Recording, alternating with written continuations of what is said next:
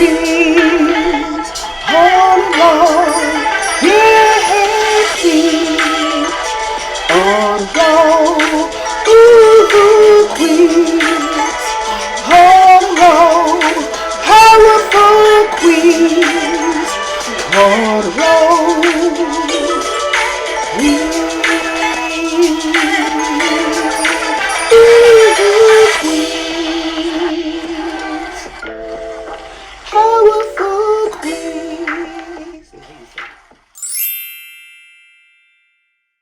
Hey everyone, and welcome back to Queens on the Road podcast. This is Latavia here, and today I brought the woman behind the song of Queens on the Road, my Aunt Valerie.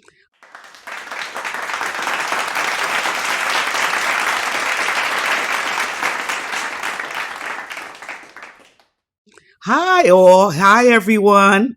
I'm so glad that y'all like the Queens on a Roll song, and I'm trying to work on more for that song. So I'm grateful that y'all enjoyed it. Thank you, Auntie. Thank you. It's been a big hit. Everybody says they can still hear your song even after it goes off.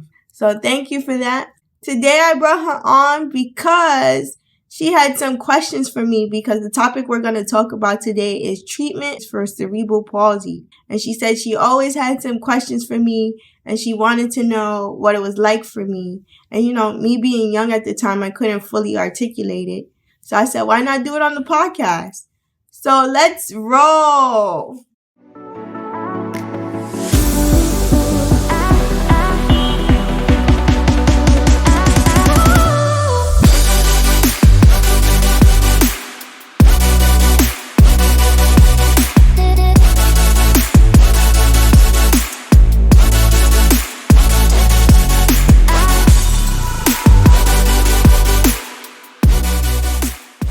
So first we're going to talk about some non-surgical treatment options that will help some people with CP to deal with the condition. So the first is, of course, you know, we all need physical, occupational, and sometimes for some of us speech therapy. I needed all three just because I am a spastic quad, like I said before. So it affects my whole body. So I needed speech, I needed physical, I needed occupational. Currently now, I need more physical therapy than anything else, which we'll get into that because you can't find it anywhere.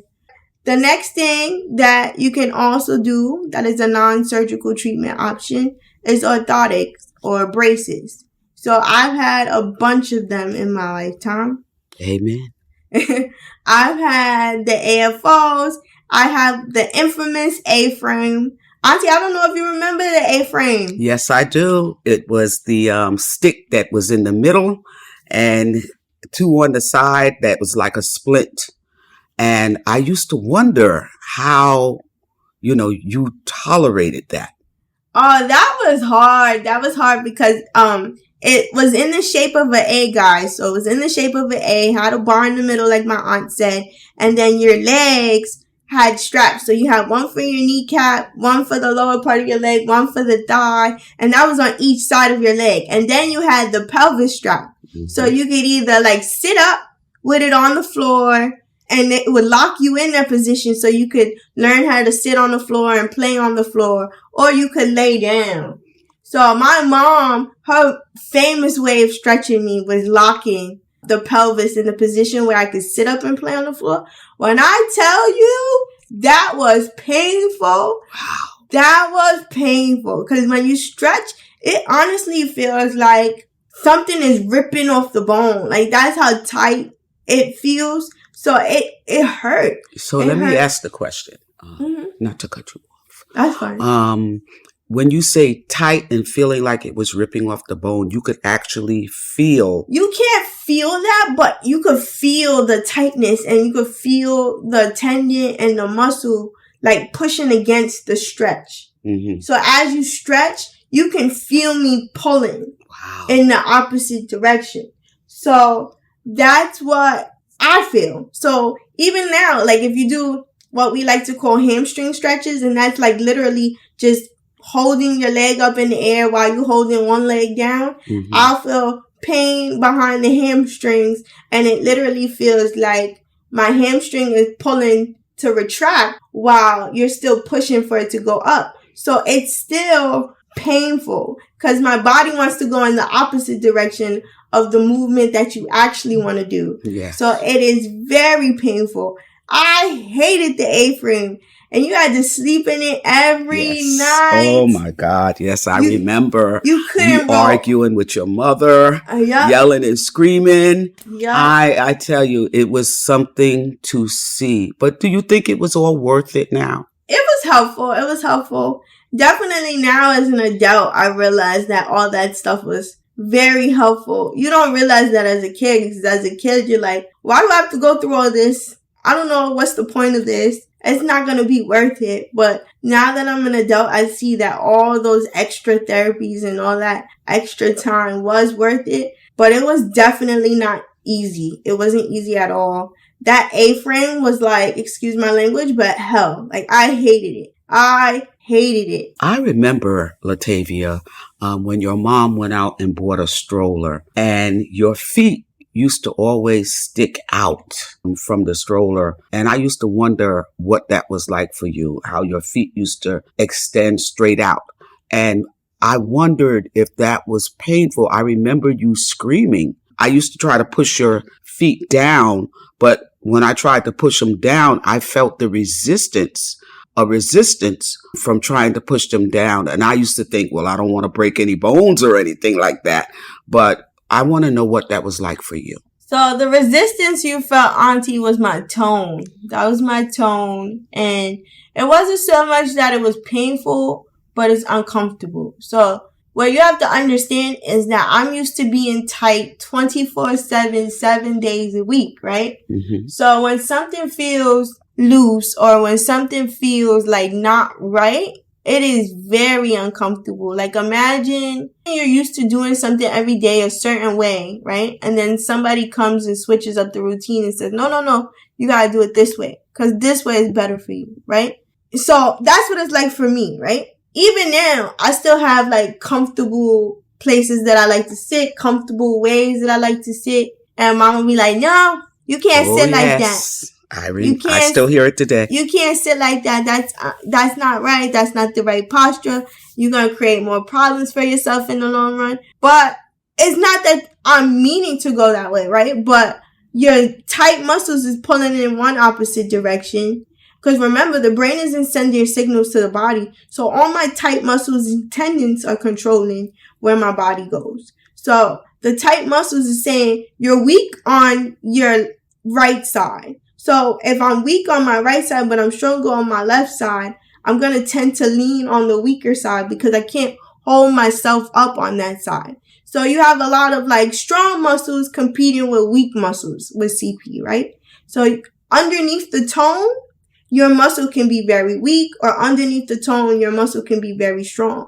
And so that's what tends to happen. So because I have some muscles that are stronger than others, it's like always a competition with inside my body. So back then, at that time, it was uncomfortable for me. Sticking my legs out was comfortable. And it felt good to me to stick them out like that. You know, a lot of people would say, oh, I think that's uncomfortable. Or don't you feel uncomfortable? But that was my normal. I didn't know any other way. So that was my normal. And here you come trying to change up my normal. Mm-hmm. So that was a lot of the back and forth too when I was younger. And again, I just didn't know how to articulate it the best way. But now that I'm older, like mom will even ask me these questions.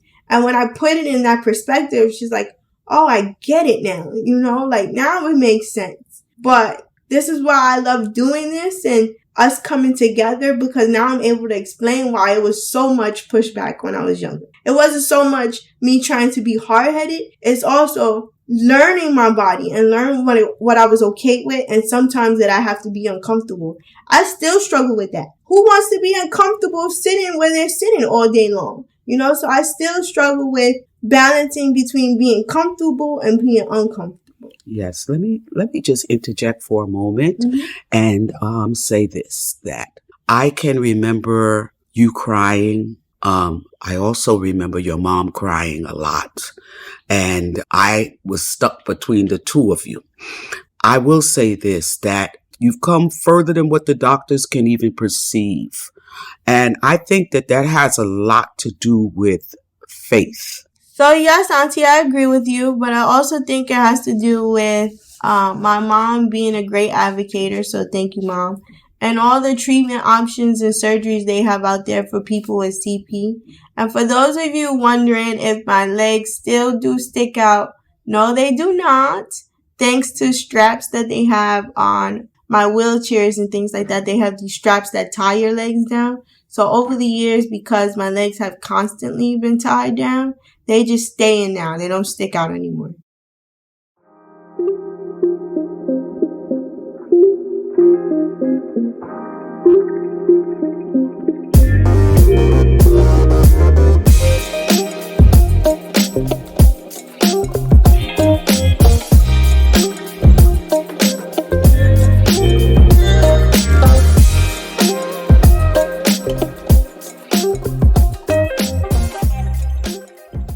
So on to the next non-surgical treatment option, and that is ankle foot orthotics or supramalleolar orthotics. And the ankle foot orthotics is what I usually have. So, and there's many different types. It depends on what you need at the time. So I remember when I started, I had the one that came all the way up to the kneecap and where your ankle would flex. So they had like a kneecap cover, and that would push your knees back while you walk, and the ankles would flex. So, you know, when you guys walk, Auntie, your ankles flex up and down. Yes. With people with CP, they don't flex. So they put the strap, the chest strap, they call it a chest strap, behind the brace, and you can loosen it a little bit, or you can tighten it where your foot doesn't move at all and flex forward, or you can loosen it a little bit so that you can actually get the foot action of moving forward, moving back, like the ankle moving. Mm-hmm. So I had that growing up,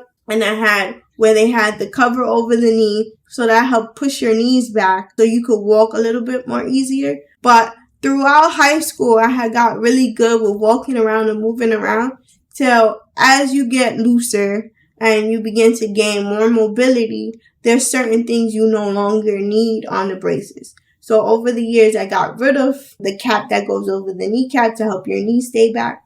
I probably need those again because when I walk, I crouch down to the floor. But everything is always ever changing for people with CP. So it goes on like if you're strong or weaker now. And we'll discuss that in more detail in the next episode. So the supramalleolar orthotics is just where they cover the foot and the ankle portion. So you ever see where kids just slide the brace into their shoe? Mm-hmm. They don't have like the brace that comes all the way up like I do. Yeah. So that one, you just slip inside your shoe. Keeps your ankle and foot in alignment. And that's the purpose of all the braces. To keep your foot in alignment, all the bones in alignment, and to make sure that you can still have more mobility. I love my braces. When I say love, I mean love, you guys. I love them because with cerebral palsy, you have to deal with tone. So when I come out of my braces, my tone on my feet really kick in, and they used to curl over, like, you know, they would stick up straight. Mm-hmm. But now, as I've gotten older, they curl underneath each other. So it is very painful. It's like a spasm. So I like to keep them on. I do know some of my friends hate them. So it's all in like the preference. And I know some of my friends say that they hate them. It causes their feet to swell. And they just, again, it goes back to that comfortability. It feels uncomfortable to them. But for me, they're very helpful. I love them. You also have the knee immobilizers. Now, those are another dreaded option because they're like the AFrame Auntie, except you don't have the bar in the middle anymore. Right. So they just cover the entire thigh, the knee, all the way down to your foot. And you can't bend your leg at all. So I don't like wearing them because I feel like when I come out of them in the morning, I'm way more tighter than when I went in. And that's probably because my tone was fighting all night for my legs to curl up in a ball so I could go to sleep. And it is just very uncomfortable. So I still don't like wearing them. I'm trying to adjust to wearing them because as I've gotten older, I realized that I need them. We also have walkers. Yay. So it's not the traditional walker, guys. It's like a posterior walker where you have the 2 red handlebars and 2 wheels on the front. And I have 2 stoppers on the back. So I don't have wheels. Some people can have wheels and some people can have stoppers on the back. Because I tend to use my arms more when I walk, the wheels on the back, it moves too freely for me and I can't control it. So they put stoppers on the back and wheels on the front so that I have a little bit more stability. So I like that. It's not the traditional walker that you see elderly people with where they're able to sit down. There are some people that can walk with the walkers in front. I just tend to be the one that can't because I like to use my arms to walk. My upper body is stronger than my lower body, so I tend to use my arms more to walk than I do my legs. So I need that stability to hold on and keep myself upright. You also have standers. Now, I don't have one anymore, but I used to have a bunch of them throughout my childhood. And boy, they weren't easy either. Because, like I said before, when going back to stretching, it literally feels like your body is pulling in the opposite direction of where you need to go. So the stretch was always very intense. But I realize now, as an adult, again, this is like a theme that's coming up, that is also very, very helpful.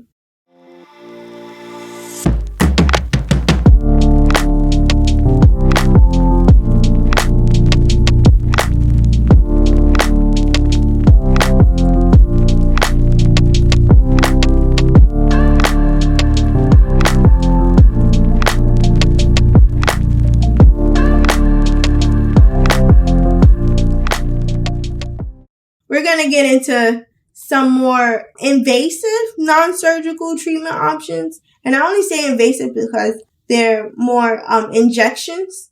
So they have Botox. Yes, I've been waiting. Oh, you've been waiting on the Botox. You've been waiting on the Botox. Is that because people now use it for cosmetic reasons? Yes, that is the exact reason that I wanted to I've been waiting so patiently for it, because it does help some people with tightening their skin, certain parts of their skin that they want tightened. And whoever would have thought that it could be used as a non-invasive procedure to help people with cerebral palsy. It's fun fact time. You know, the interesting thing is, Auntie, that's what it started out for originally. It didn't start out for your cosmetic needs, everyone. It started out as a treatment to help people with CP. So may I ask a question?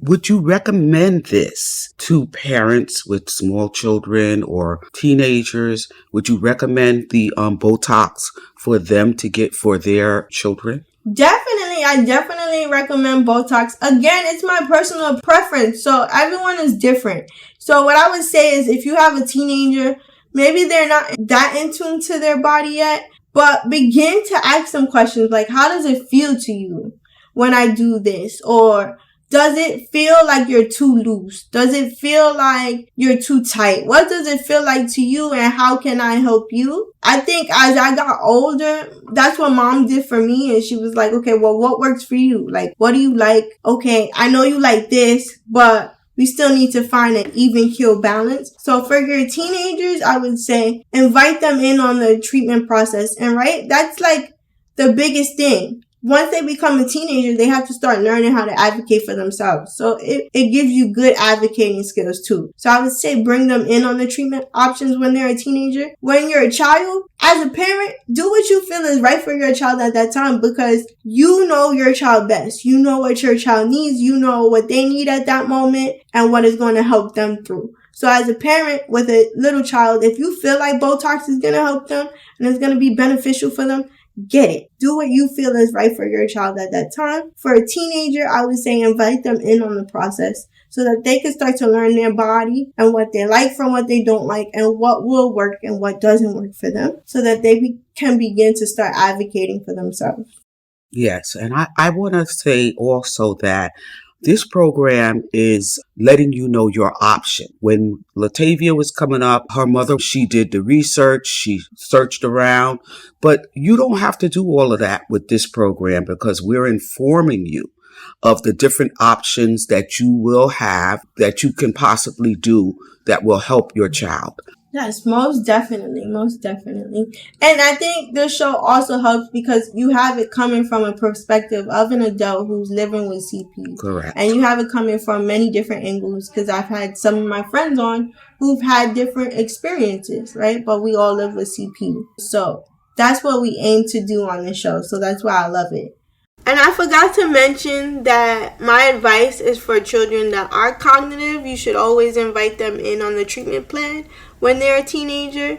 And when they're young children, parents should always be involved. If your child is nonverbal, then you watch their facial expressions. But if they have no cognitive abilities at all, do what you feel is best for your child as the parent.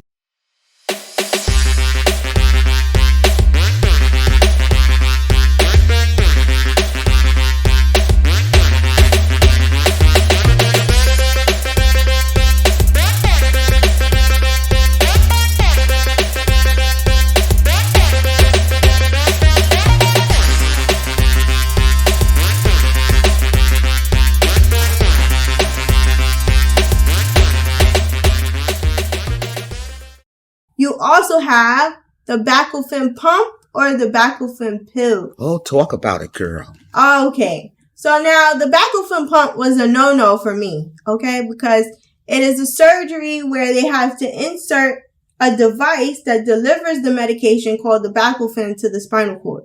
So for me, having a device under my skin was like, I'm not doing that. That's out the question. And back then, my mom didn't want me to take it either because it had a lot of complication and side effects. So I need to ask a question. What exactly is baclofen? So baclofen is a medication that reduces the spasticity and the tone of the muscles. So it's not as localized as Botox because with Botox, you just inject it where you want it to go, which is why I love Botox because you inject it where you need it. So it's more localized. But baclofen relaxes all of the tight muscles in your body, which is why I tend to not enjoy the pill or the pump.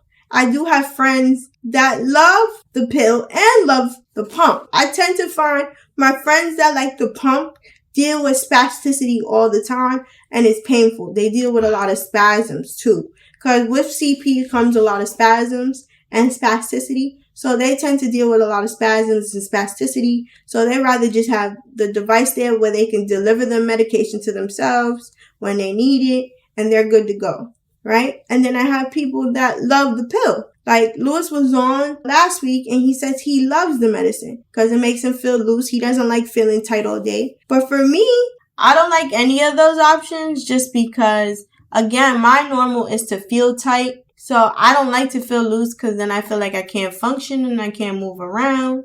And because I need to function and move around because I work, I don't like taking the pills. But I realized now that I'm older and adult, I may need to take it. So I just recently had my physiatrist prescribe it for me and I'm going to start taking it. I will let you guys know how I feel because I took baclofen back when I was like late teens and I was just like, this isn't for me. I don't want to try it. But I know now that I need to do something. So I will let you guys know how I feel when I start taking the pills. So stay tuned.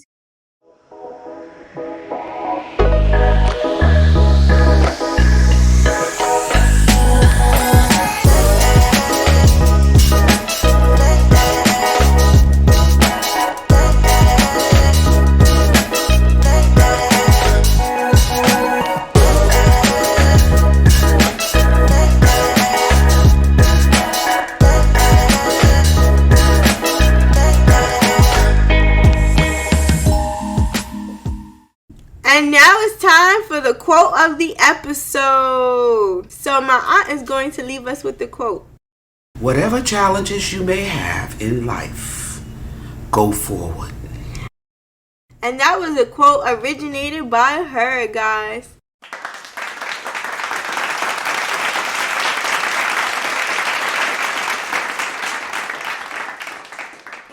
So, Auntie, why did you feel like that quote embodied this episode? Because we all have challenges in our lives, and sometimes we may feel like going backwards. But know this, going backwards is not an option. So we keep pushing forward. Wow, that is so profound. Thank you so much, Auntie.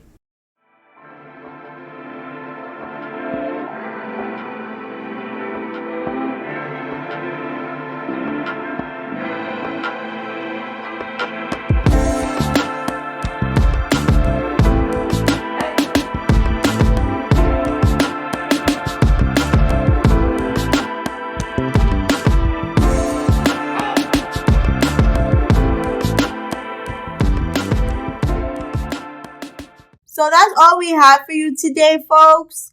Thank you for joining me, Auntie. You're welcome, Nisi. Thank you guys out there for sharing. Please continue to subscribe. You subscribe by hitting the little plus button in the corner. Let us know what you want to hear. And if anybody else out there who is ably different has a story to share, please share it with us at queensontherroad.podcast@gmail.com. That again is queensontherroad.podcast@gmail.com. I really appreciate that you guys are listening every week. Thank you so much. Please continue to share and run it up. And we're rolling out. Yes, we're rolling out because we are queens on a roll. See you guys next week.